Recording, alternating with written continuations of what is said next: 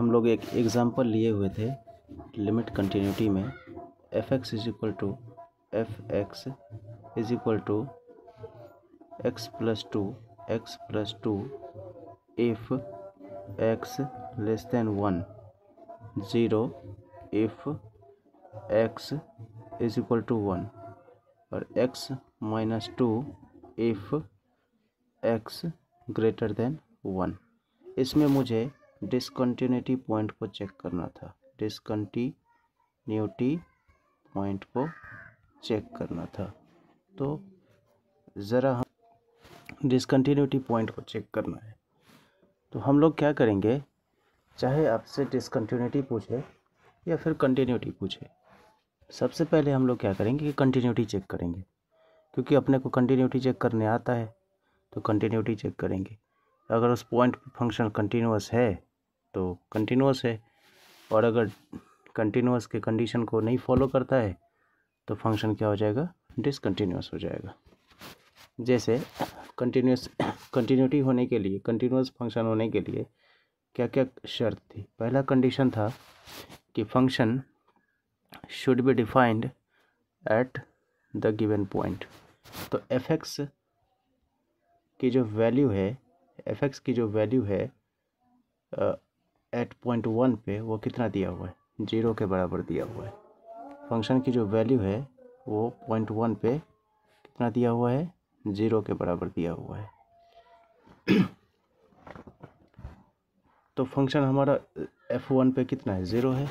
अब हम देखते हैं कि कंडीशन 2 क्या था, कि लिमिटिंग कंडीशन चेक करते हैं। लिमिट में फंक्शन का एक बार LHL चेक करेंगे, यानी कि लेफ्ट हैंड लिमिट, और एक बार RHL चेक करेंगे।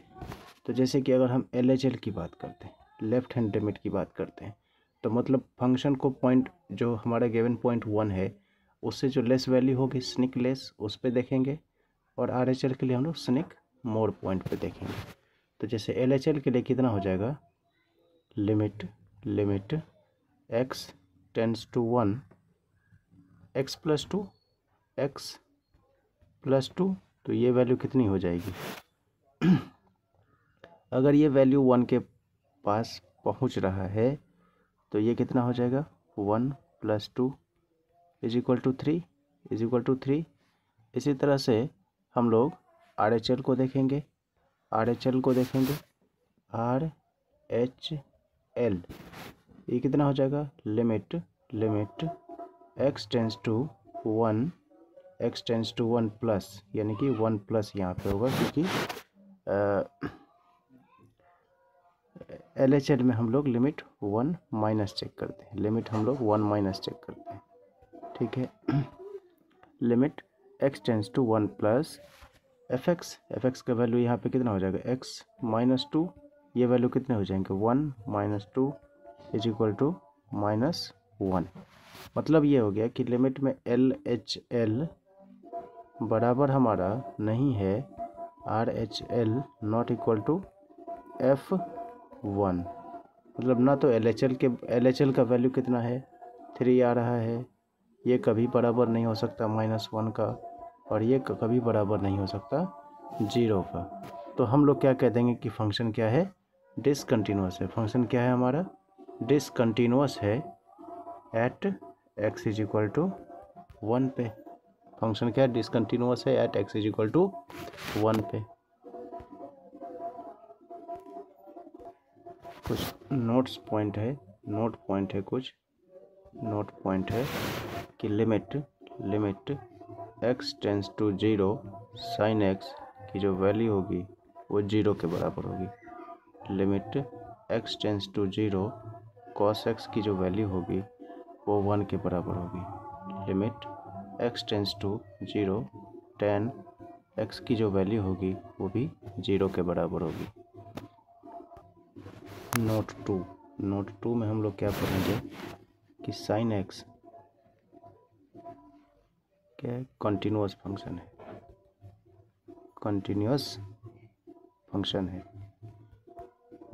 है, ठीक है। cos x कंटिन्यूअस फंक्शन है ये। tan x कंटिन्यूअस फंक्शन है, ये फंक्शन है। Except except except except x not equal to 2n+1 π/2। इस वैल्यू पे tan डिफाइन ही नहीं है, tan x डिफाइन ही नहीं है, इसीलिए इस पॉइंट पे ये डिसकंटिन्यूअस हो जाएंगे। डिफाइंड ही नहीं है तो कंटिन्यूअस कहाँ से होंगे।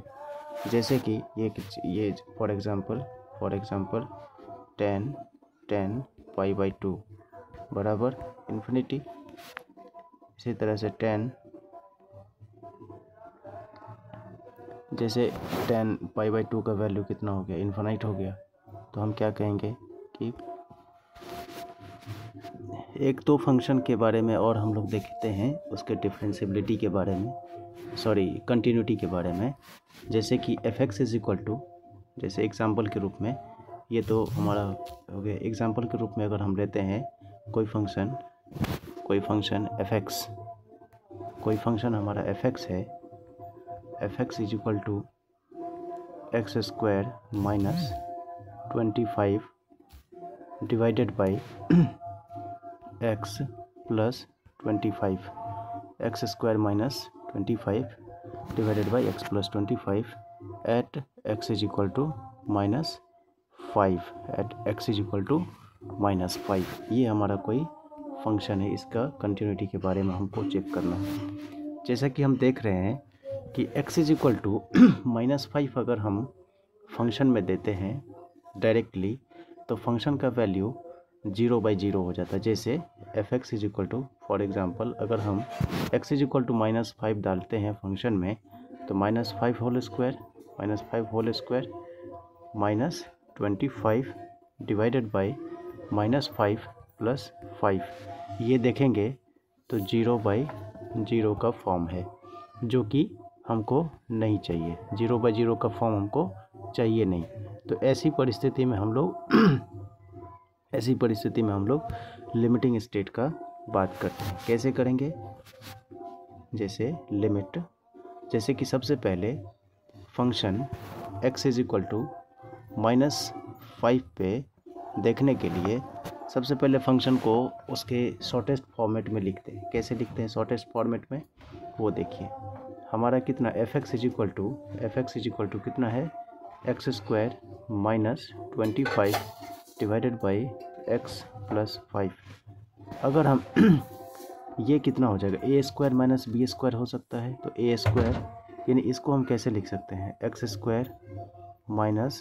5² divided by x + 5। a² - b² के फॉर्म में हो गया। तो x + 5 into x - 5 divided by x + 5, ये हमारा फंक्शन हो गया। क्यों? क्योंकि a² - b² is equal to कितना, a² - b² is equal to कितना, a + b into a - b। तो x + 5 से x + 5 कैंसिल हो गए, तो फंक्शन का वैल्यू कितना बना, x - 5। fx is equal to x - 5। जब fx is equal to x - 5 है, अब हमारा fx इज इक्वल टू कितना हो गया, x - 5। अब हम f - 5 चेक करेंगे, ये वैल्यू कितना हो जाएगा, -5 इज इक्वल टू -10। f - 5 पे हमारा वैल्यू कितने हुए, f - 10। अब हम, ये हमारा कंडीशन 1 हो गए। ये कंडीशन 2 के लिए LHL निकालने का प्रयास करते हैं। LHL के लिए क्या करेंगे, limit x tends to -5, x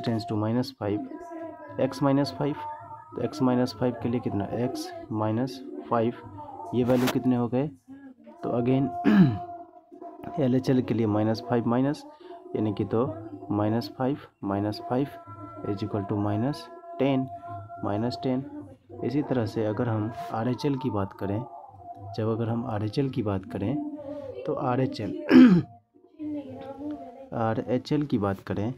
RHL is equal to कितना हो जाएगा, limit x tends to -5 plus x - 5, again -5 is equal to -10, यानी कि LHL is equal to RHL is equal to f of -5, तीनों का वैल्यू बराबर है तो हम कह देंगे continuous at x is equal to -5, at x is equal to -5। एक क्वेश्चन और है, एक क्वेश्चन हम लोग सॉल्व करने का प्रयास करते हैं कि find the relation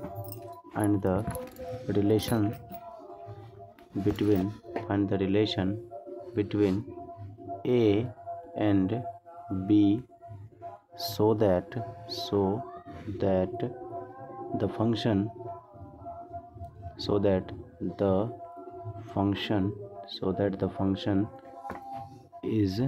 is continuous at x is equal to 3। हमारा फंक्शन जो है fx is equal to ax plus 1 if x less than equal to 3 and bx plus 3 if x more than 3। ये हमारा क्वेश्चन है। तो इसको कैसे solve करेंगे ये देखते हैं। हमारा फंक्शन क्या है ax प्लस 1, तो हम सबसे पहले f3 पे बात करेंगे। स्टेट 1 क्या है हमारा f3 पे बात करते हैं। फंक्शन f है c के जगह यहाँ 3 दिया हुआ है, तो ax प्लस 1 है तो x की जगह 3 देंगे तो 3a प्लस 1 f3 का वैल्यू हो गया। अब LHL निकालते हैं। LHL का वैल्यू कब निकलेगा, limit x tends to 3 minus x is equal to 3 minus, तो लिमिट x तो 3 माइनस में स्लिंकनी कम यानी कि लेस देन इक्वल टू 3 में जाएंगे तो अगेन ये वैल्यू कितने हो जाएंगे ax प्लस 1, तो ये भी वैल्यू कितने हो गए 3a प्लस 1। अब हम किस में आएंगे RHL में आएंगे।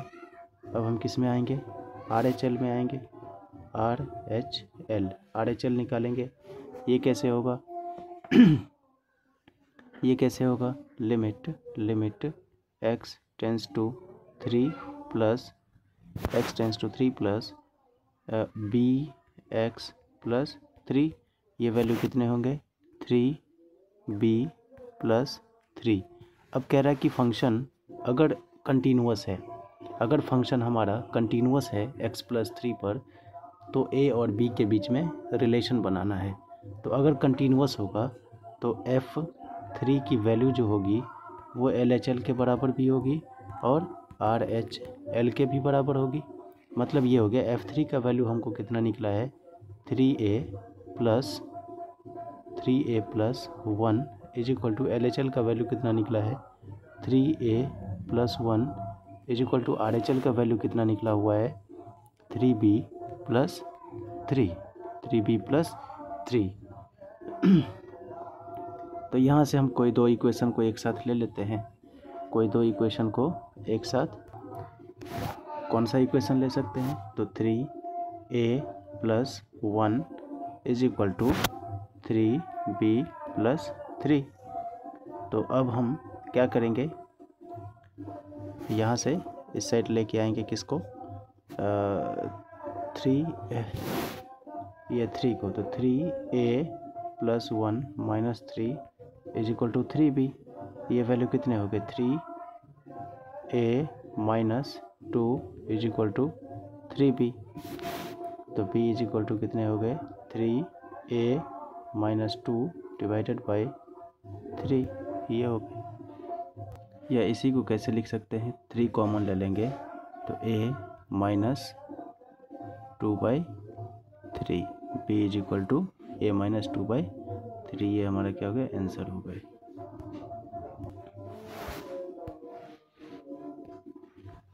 अब हम बात करते हैं थोड़ा डिफरेंशिएबिलिटी की।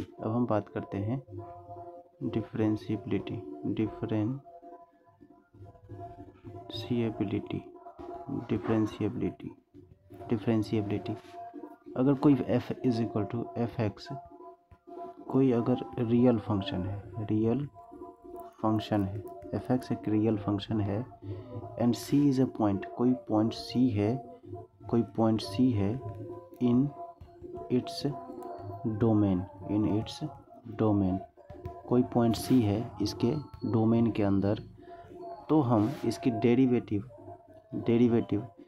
अगर हम डेरिवेटिव ऑफ एफ निकालेंगे, derivative of F at C निकालेंगे तो कैसे ये लिखाएगा limit H tends to 0 F C plus H minus F C बट्टा एच। अब यहाँ पे हम लोग फिर से क्या देख सकते हैं, लेफ्ट हैंड डेरिवेटिव और राइट हैंड डेरिवेटिव, ये हमारा इम्पोर्टेंट हो गया, ये हमारा इम्पोर्टेंट हो गया। अब हम यहाँ पर अगेन लेफ्ट हैंड डेरिवेटिव देखेंगे, एल एच एल देखेंगे और फिर एक बार हम लोग आर एच एल देखेंगे।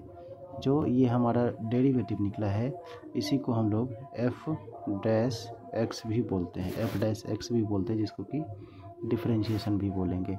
तो हम लोग क्या देखेंगे, F dash X is equal to limit H tends to 0 F X plus H minus F X बट्टा एच, ये हुए ना। अगर ये हमारा लेफ्ट हैंड लिमिट है तो ये कितने हो जाएंगे, 0 minus H tends to 0 minus.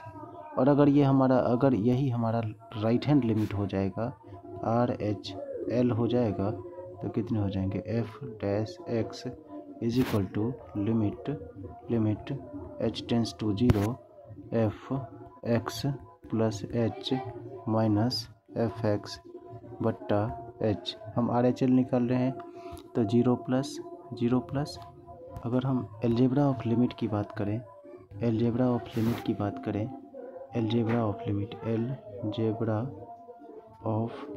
की बात करें तो कुछ पॉइंट्स इम्पोर्टेंट है। जैसे कि पहला अगर देखें, u प्लस माइनस v का डैश निकालना है तो ये कितना हो जाएगा, u dash plus minus v dash. इसी तरह से अगर हम दूसरा अगर देखें, लेबनिज रूल इसको बोलते हैं, u इंटू वी डैश, ये कितना हो जाएगा, v into U dash plus u into V dash. इसी को हम लोग लेबनीज रूल भी कहते हैं, लेबनीज रूल भी कहते हैं, लेबनीज रूल, या फिर इसी को हम लोग प्रोडक्ट रूल भी कहते हैं, प्रोडक्ट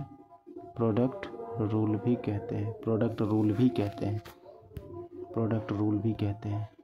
इसी तरह से तीसरा अगर देखेंगे, u by V dash is equal to how much, तो ये कितना है, v into U dash minus u into V dash divided by V square. अगर v 0 के बराबर नहीं है, इसी को हम लोग क्वोशेंट रूल भी कहते हैं, क्वोशेंट रूल भी कहते हैं। एक बहुत ही इम्पोर्टेंट बात है, कि कोई फंक्शन अगर डिफरेंशिएबल है, if any function is differentiable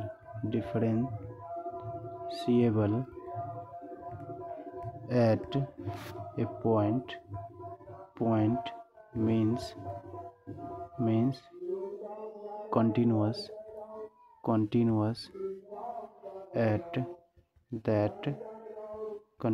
at that point, but converse is not true, मतलब अगर कोई फंक्शन डिफरेंशिएबल है तो वो निश्चित रूप से कंटिन्यूअस होगा, लेकिन अगर कोई फंक्शन कंटिन्यूअस है तो वो डिफरेंशिएबल होगा भी और नहीं भी हो सकता है, डिफरेंशियल हो भी सकता है और नहीं भी हो सकता है। जैसे अगर हम बात करें कि कोई फंक्शन एफ एक्स है, ये जैसे कि अगर हम F X is equal to mod X की बात करें तो ये कंटिन्यूअस तो है, at X is equal to 0 पे बात करें कंटिन्यूस है लेकिन at x is equal to 0 पे एफ एक्स डिफरेंशिएबल नहीं है, डिफरेंशिएबल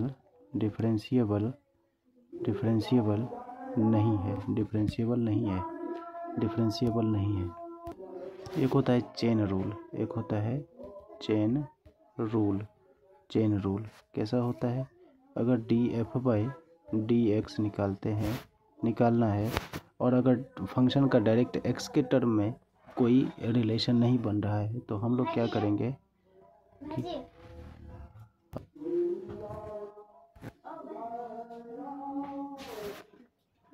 df/dt इंटू dt/dx ऐसा कर सकते हैं। इसी को हम लोग चेन रूल भी कहते हैं, ये इम्पोर्टेंट हो जाता है। इससे पहले वाला जो स्लाइड है ये भी बहुत ही ज़्यादा इम्पोर्टेंट है कि mod x is equal to 0 पे कंटिन्यूस तो है लेकिन डिफरेंशिएबल नहीं है। जैसे कि एक क्वेश्चन अगर हम बनाने का कोशिश करते हैं, find the derivative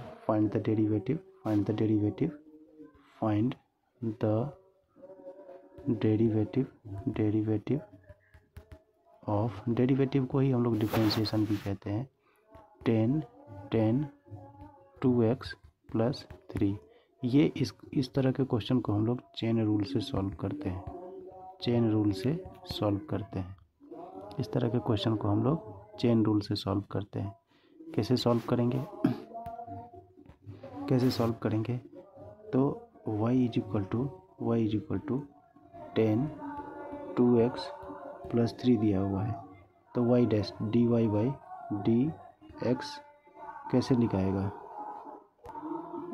10 2x plus 3।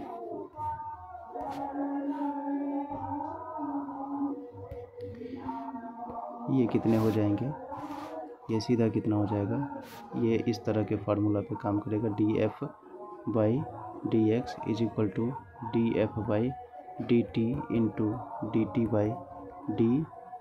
इस तरह के फार्मूला पे काम करेगा। तो हम सीधा इसका कितना लिख सकते हैं, जैसे कि 10 का कितना होता है सेक स्क्वायर, तो ये वैल्यू कितने हो जाएंगे? Sec square 2x plus 3 into 2x का डिफ्रेंशिएशन कितना हो जाएगा 2। तो ये हमारा कितना हो गया? आंसर हो गया। Like share and subscribe.